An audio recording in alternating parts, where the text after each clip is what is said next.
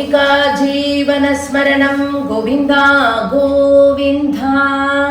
Welcome to பரமௌஷதம் நாராயணியம். இன்னைக்கு நாம சாப்டர் 21 நுழைய போறோம். சாப்டர் 21ல பெட்டத்ரி பூகண்டங்களின் பகவத் ஆராதனை பத்தி, ஒவ்வொரு பூகண்டத்தோட ஒவ்வொரு பார்ட்ல பகவத் ஆராதனை எப்படி நடந்ததுன்றத பத்தி சொல்ற ஃபர்ஸ்ட் ஸ்லோகத்தை பார்க்கலாம்.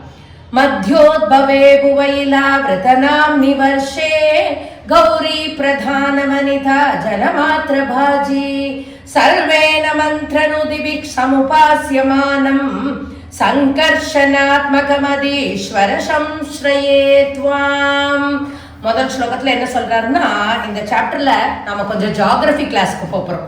ஒரு கிளாஸ் மேத்ஸ் கிளாஸ் பார்த்தோம், இப்ப ஜியோகிராஃபி கிளாஸ். அதோட எந்தெந்த தேசத்துல பகவானை எப்படி எப்படி ஆராதனை பண்ணினா அப்படிங்கிறத பார்க்க போறோம். ஃபர்ஸ்ட் ஸ்லோகத்துல சொல்ற, பூமியோட நடுவுல பார்வதி தேவி தான் தலைவி. பெண்கள் மட்டுமே வசிக்கும் அந்த இடத்துக்கு பேர், அந்த பூகண்டத்தோட அந்த போர்ஷனுக்கு பேர் இலாவிருத்தம் அப்படிங்கிற தேசம். இங்கு பகவான் சங்கர்ஷன மூர்த்தியா எல்லாரும் அந்த ரூபத்துல பகவானை எல்லாரும் பூஜித்தார்கள் அப்படின்னு சொல்றார். ரெண்டாவது ஸ்லோகத்துல ஈஸ்ட் ஆஃப் இலாவிரதா, அதாவது இலாவிரதத்துக்கு கிழக்கு திசையில பத்ராஸ்வரம் அப்படிங்கிற பேரு. அங்கு பகவான இந்த குதிரை முகம், அதாவது ஹயக்ரீவ மூர்த்தியாக பக்தர்கள் எல்லாம் வழிபட்டார். பத்ராஸ்வர ரிஷிகளால் துதிக்கப்பட்டார் அப்படின்னு சொல்றார். மூணாவது ஸ்லோகத்துல இலாவிரதத்தோட தெற்கு பகுதி, அதாவது சவுத் ஆஃப் இலாவிரதா, ஹரிவர்ஷம். ஹரிவர்ஷத்துல பகவான் நரசிம்ம மூர்த்தி, சிம்ஹ முகம் கொண்ட நரசிம்ம மூர்த்தியாக பிரகலாதனால் ஆராதிக்கப்பட்டார் அப்படின்னு சொல்ற. ஃபோர்த் ஸ்லோகத்தை சொல்ற வெஸ்ட் ஆஃப் இலாவிரதா, அதாவது மேற்கு இலாவிரதத்துக்கு மேற்கே கேதுமாலா, இந்த கண்டத்துக்கு பேரு கேதுமாலா.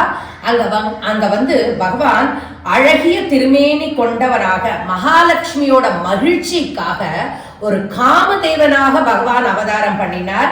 அந்த வடிவத்தில் பகவான் துதிக்கப்பட்டார் அப்படின்னு சொல்றார். அஞ்சாவது ஸ்லோகத்துல நார்த் ஆஃப் இலாவிரதா, நமக்கு கிழக்கு முடிஞ்சது, தெற்கு முடிஞ்சது, மேற்கு முடிஞ்சது, இப்போ வடக்கு திசையில ரம்யக வருஷம் சொல்றாங்க. ரம்யக வருஷம்னாக்க அங்க வைவஸ்வத மனு, இப்போ நம்ம பிரசன்ட் நாம இருக்கிற இந்த பரத கண்டே வைவஸ்வத மனுவோட ரூல் தான் நடக்கிறது இங்க. இந்த வைவஸ்வத மனுவாக மத்ஸ்யாவதார மூர்த்தி, பகவான் மத்ஸ்யாவதாரம் எடுத்தாலியா, மீன் மாதிரி அவதாரம் பண்ணாரே, அந்த மீன் வடிவம் கொண்ட மூர்த்தியாக துதிக்கப்பட்டார். ஆறாவது ஸ்லோகத்துல சொல்ற அகைன் நார்த் ஆஃப் இலாவிரதா இன்னொரு போர்ஷன், அந்த போர்ஷனை ஹிரண்மயான்னு கூப்பிடுறா. இங்க பித்ருக்களின் தலைவனாக அரியமா எனப்படும் பித்ருக்களின் தலைவன், அவன் வழிபடும் கூர்மாவதார மூர்த்தி.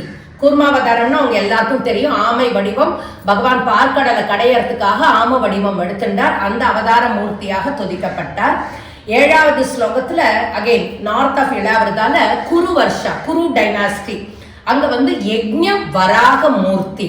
வராக மூர்த்தி, பகவான் வராக அவதாரம் எடுத்தார், பூமியை உத்தாரணம் பண்ணிட்டு வந்தார். அந்த வராக மூர்த்தியாக பூமாதேவியால் துதிக்கப்பட்டார். ஏன்னா பூமாதேவி தானே அழறா, எங்க போச்சு பூமி, எனக்கு என்னோட பூமியை ஹிரண்யாக்ஷன் தண்ணிக்குள்ள எடுத்துட்டு போயிட்டான் அப்படின்னு சொன்ன உடனே பகவான் வராக மூர்த்தியா அவதாரம் பண்ணி உத்தாரணம் பண்ணிட்டு வரார் இல்லையா. அப்போ அந்த உத்தாரணம் பண்ணின அந்த வராக மூர்த்தியாக பூமாதேவியால் துதிக்கப்பட்டார் பகவான்.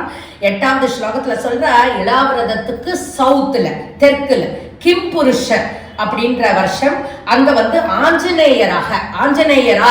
ஆஞ்சநேயர் சீதாராமச்சந்திர மூர்த்தியாக உன்னை துதித்தார். யாரு? குருவாயூரப்பனியே சீதாராமச்சந்திர மூர்த்தியாக துதிக்கப்பட்டாய் அப்படின்னு சொல்லிட்டு சொல்றார். ஒன்பதாவது ஸ்லோகத்துல சதர்ன் மோஸ்ட் பார்ட், அதாவது பாரத வருஷத்துல பாரத தேசத்தின் சிறந்த பக்தர் யாரு? நாரதர்.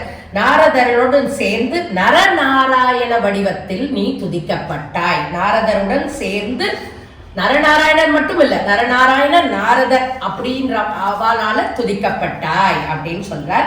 10வது ஸ்லோகத்துல இந்த பூமண்டலத்துல 7 துவீபங்கள் இருக்கு, 7 ஐலண்ட்ஸ், அதாவது சப்த துவீபம் சொல்லுவோம். இதுல என்னெல்லாம் சப்த துவீபத்துல சப்த விதமான வழிபாடு என்னெல்லாம்னா, பிளாக்ஷத்வீபத்துல சூரியனை வழிபடுறா, சால்மலியில சந்திரன், குஷல அக்னி, கிரௌஞ்சல நீர் வாட்டர், அண்ட் சாக்கால வாயு, அண்ட் புஷ்கரால பரபிரம்ம ஸ்வரூபமாக உன்னை வழிபடுகின்றனர் அப்படின்னு சொல்றார். 11வது ஸ்லோகத்துல என்ன சொல்றார், பட்டத்ரி பகவானை பார்த்து சொல்றார், பார்க்கடலில் பள்ளி கொண்டிருக்கும் அப்பனே அப்படின்னு பட்டத்ரி அவரை கூப்பிடுறார். என்ன சொல்ல வர்றார், பகவான் அப்படி அட்ரஸ் பண்ணிட்டு சொல்றார், இந்த துருவ நட்சத்திரம் இருக்கு இல்லையா, துருவன் போல் ஸ்டார் ஆனா உங்க எல்லாருக்கும் தெரியும். அந்த துருவ நட்சத்திரங்களோட சேர்ந்து மற்ற நட்சத்திரங்கள் எல்லாம் சேர்ந்து சிம்சுமாரம் அப்படிங்கிற ஒரு ஃபிஷ்ஷோட ரூபத்தை, ஒரு மீன் வடிவத்தை எடுத்துக்கிறது. அந்த எடுத்துக்கொண்டு அந்த வடிவத்தை தான் மகான்கள் எல்லாரும் உபாசித்தனர் அப்படின்னு சொல்லிட்டு சொல்றார் 11வது ஸ்லோகத்துல. அப்படிப்பட்ட அந்த காலத்துல நீ மகான்களால் உபாசிக்கப்பட்டாய், அப்பேற்பட்ட நீ என்னை நரகத்திலிருந்து காப்பாற்று அப்படின்னு இந்த 11வது ஸ்லோகத்துல பட்டத்ரி முடிக்கிறார். 12வது ஸ்லோகத்துல என்ன சொல்றாருன்னா, பாதாள லோகத்துல ஆதிசேஷ ரூபனாக விளங்கும் உன்னை என்ன சொல்றாருன்னா, நீல நிற ஆடையுடன் கையில் தாமரை அந்த கலப்பையை ஏந்தி, கையில் கலப்பையை ஏந்தி நீல நிற ஆடையுடன் இருக்கும் உன்னை, பாதாள லோகத்தில் இருக்கும் உன்னை நான் வணங்குகிறேன் அப்படின்னு சொல்லி இந்த 21வது சாப்டரை பட்டத்ரி அழகா சம்பூர்ணம் பண்றார்.